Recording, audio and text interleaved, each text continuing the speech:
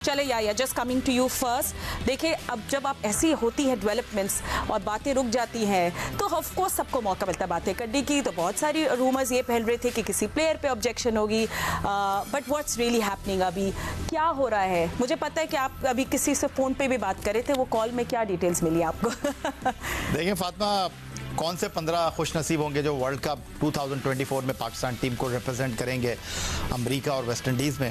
तो team finalise हो चुकी है और वो ई फ्लायर जिस पे वो 15 खिलाड़ी नाम और उनके जो हैं वो आदाद शुमार हैं, अब सिर्फ और सिर्फ किस चीज़ का इंतज़ार है। वो कहते हैं ना कि कमरा इम्तिहान के लिए पर्चा जो है वो बिल्कुल तैयार हो गया है। अब ये पर्चा आउट हो रहा है या नहीं हो रहा, लेकिन अगले चंद मिनट में पाकिस्तान टीम का अनाउंसमेंट जो है वो होने वाला है।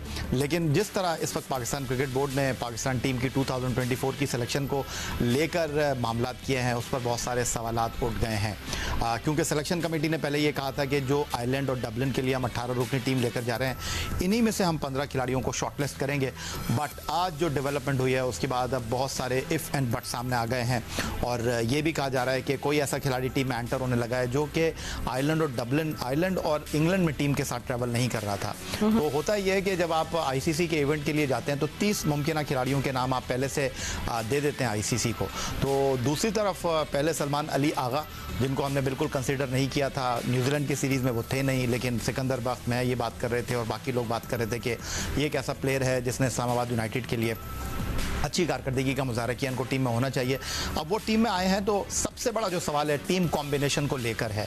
आप 3 wicket keeper, 5 fast bowler, 4 all rounder, 2 specialist batsman और 1 स्पेशलिस्ट स्पिनर के साथ जा रहे हैं। लेकिन सबसे बड़ा सवाल यह है कि जब आप 11 रुकनी टीम बनाने जाएंगे तो आपको किन मसाइल का सामना करना पड़ सकता है। आप साइम अयूब के ऊपर इतना एतबार कर रहे थे, इतना अंधा एतमाद कर रहे थे, वो डिलीवर करके नहीं दे रहे। अब उनका नाम जो है वो जनाब हॉट वाटर में आ गया और इत्तलात आ रही हैं कि शायद वो 15 रुकनी टीम में ना हो। उस्मान खान के बारे में लेकिन मैं आपको ये बता दूं कि वो 15 रुकनी टीम में है, क्योंकि बहरहाल उनके कंधे थपथपाने के लिए और उनको सपोर्ट करने के लिए है इस वक्त नाम बहुत सारे बोर्ड के अंदर। दूसरी देखिए अभी ये नाम तो हमारे सामने है एंड वी नो एग्जैक्टली कि सबको पता है कि लाइकली स्क्वाड क्या होगी। तो हमारे ऊपर ऑब्वियसली क्वेश्चन मार्क सबसे बड़ा इस वक्त ये है कि क्या जो खबरें गर्दिश कर रही हैं कि could be a surprise entry, जो कोई ऐसा प्लेयर वो तो होगी, वो तो है, मैं आपको बता दूं, वो तो एक ना एक सरप्राइज एंट्री तो है, वरना इतनी पर्दादारी नहीं होती। ओके, अच्छा, आई लव दिस।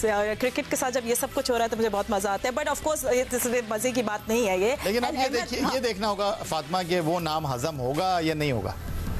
बस अब जिसको करना है हजम उनको तो करना पड़ेगा, ठीक है, खिलाना है तो खिलाना पड़ेगा। इसका मतलब है याया को पता है, बताना याया नोज एवरीथिंग। याया फोन पे बात कर रहे थे। अच्छा अहमद जी हाँ, फातिमा ये T20 की टीम अनाउंस हो रही है और याया जो है ना वो हमें टेस्ट मैच के अंदाज में स्लो बता रहे हैं। भाई जल्दी से बता दे। वो प्रेशर कुकर बिल्ड अप हो रहा है, मुझे सब पता है कि याया को सब पता है, बट चले याया शायद वेट कर रहे हैं, बट अहमद आप मुझे पता है कोई वेट नहीं करते जब आप अपने आप को एक्सप्रेस कर रहे होते हैं। आई थिंक ये जो बात हो रही है कि मीटिंग मिनट्स को क्यों नहीं डिस्कस किए और SOPs ये, I mean understand technically of course ये वेट रखती है बात, मगर शायद ये दरवाजे बंद या बिहाइंड क्लोज डोर्स कहते हैं ना, ये उस टाइम वहीं नहीं सॉर्ट आउट हो जानी चाहिए थी और स्क्वाड अनाउंस कर देते, बात खत्म हो जाती, हम आगे बढ़ते। अब ये जो सस्पेंस हो गया है और ये जो यू टर्न हो गया है बीच में, आई थिंक हम लोग सब बहुत ज़्यादा मतलब फैंस भी बहुत ज़्यादा बेचैन हो रहे हैं कि व्हाट्स गोइंग ऑन। देखिए नॉर्मली जब भी इस तरह की चीजें कोई दुनिया में और टीम करती है तो जब हम उसके बारे में सुनते हैं तो पहली चीज ये जाती है, हमें लगता है वो प्रिपेयर नहीं। हम अपने ड्रेसिंग रूम में टीम में ये बातें करते हैं, जब भी जो जितना लेट हो रहा होता है तो हम उसके बारे में ये कहते हैं कि ये प्रिपेयर नहीं है, ये कंफ्यूज है अभी तक, इन्होंने अपनी तैयारियां ठीक नहीं की। और पिछले अगर आप देखें 15-20 दिन से हम यही बात कर रहे हैं कि आप लोग, जब हमें भी बाहर बैठ के पता नहीं लग रहा कि आप लोग क्या करना चाहेंगे, तो ऑब्वियसली आप लोग भी इसीलिए कंफ्यूज हैं बिकॉज आपने वो जो न्यूजीलैंड की सीरीज जिस तरह खेली, उसके बाद जो आयरलैंड में आपकी टीम का हाल हुआ, तो अब आप लोग प्रेशर में हैं। आप लोगों को पता है कि ये बी टीम्स के अगेंस्ट अगर आप लोगों ने इस तरह की परफॉर्मेंसेस दी हैं तो जो टॉप टियर साइड्स हैं आप उसके अगेंस्ट स्ट्रगल करेंगे।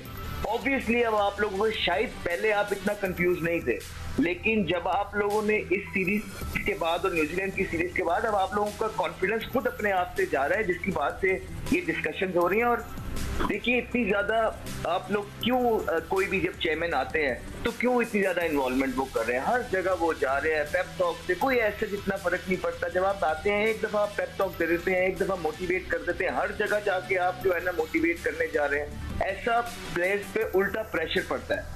और जब आपने अब आके आपने आखिरी टाइम में फिर सुना है कि इन्वॉल्वमेंट करके आपने टीम रोक दी है, तो आप क्या मैसेज देना चाह रहे हैं? आपने ही तो लगाए हैं इतने अनप्रोफेशनल, अगर कोई चीजें कर रहे हैं तो ये आपके लगाए हुए लोग हैं। अब आप रोक के अपने ही जो डिसीजन आपने लिए हैं उसको गलत साबित कर रहे हैं और कुछ नहीं कर रहे हैं आप। And of course and you know ये आई थिंक भट्टी साहब सही बताएंगे, बट सिक्को I am coming to you, but before that मुझे याद है कुछ हफ्ते पहले हम यही बात कर रहे थे कि खबरें ये आ रही है कि पाकिस्तान स्क्वाड अनाउंसमेंट होगी इंग्लैंड के फर्स्ट T20 मैच के बाद। वी रिमेंबर कि ये बातें चल रही थी, पहले से गर्दिश हो रही, तो टाइमलाइन मुझे लगता है पाकिस्तान मूड यही था। And of course सिक्को I think unfortunate हो गया कि फर्स्ट T20 वॉश आउट हो गया, बिकॉज आई एम श्योर वो हारिस रऊफ को भी देखना चाह रहे थे, कुछ इधर उधर छोटा मोटा हसन अली को रिलीज कर दिया है, तो may be there is a delay because of that. तो ये थोड़ा अनफॉर्चुनेट तो हो गया ना कि बारिश हो गई। नजर देख लेते थोड़ा बहुत। देखिए फातिमा, अच्छा चले आप बता जी भट्टी साहब। ठीक है भट्टी साहब कंटिन्यू। गैरी कर्स्टन जो है वो 3 दिन पहले उन्होंने पाकिस्तान टीम को ज्वाइन किया।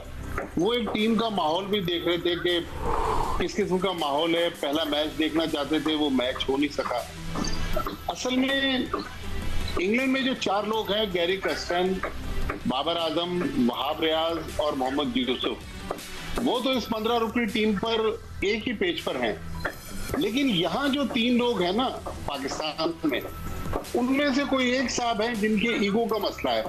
उन्होंने फिर दोपहर में चेयरमैन साहब से शिकायत की कि साहब ये क्या टीम बन गई कि हमें तो आपने कहा था कि सबके पास बराबर की पावर है और सबके पास बराबर के इख्तियारात हैं, हमसे तो किसी ने पूछ।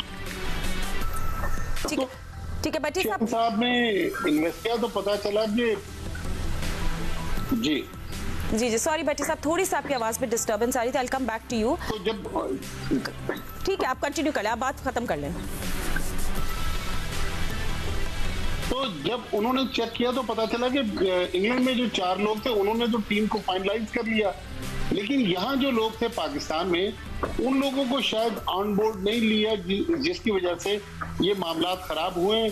बहुत ज्यादा टीम में तब्दीली नहीं है, लेकिन कुछ लोगों की जो ईगो थी उसको तस्कीन पहुंचाने के लिए या उनको खामोश करने के लिए ये सारा प्रोसेस किया। लेकिन अनफॉर्चुनेट है कि अब सारी टीमें वर्ल्ड कप की तैयारियों में, हम वर्ल्ड चैंपियन के खिलाफ कल एजबास्टन में मैच खेलने जा रहे हैं, और यहाँ पर एक दोपहर से मीडिया पे देखें, हर टीवी चैनल पर, हर सोशल मीडिया पे एक नई कहानी चल रही है। आप देखें टॉप ट्रेंड कुछ देर पहले तक ये Pakistan you know you are absolutely right Bhatti sahab, अभी तक तो हमें कॉम्बिनेशंस की बात करनी चाहिए। हम लोग चाहिए क्लिक कौन कहाँ क्लिक कर रहा है, यू नो किसका रोल क्या है। फ़खर ज़मान की अभी प्रेस कॉन्फ्रेंस भी आई, मैंने थोड़ी सा सुना भी है, उन्होंने यही बोला है कि वी नो एग्जैक्टली हमारे रोल्स क्या है, पाकिस्तान टीम वेल प्रिपेयर्ड है। सो वहाँ मूड तो लग रहा है कैंप का इस वक्त सही है।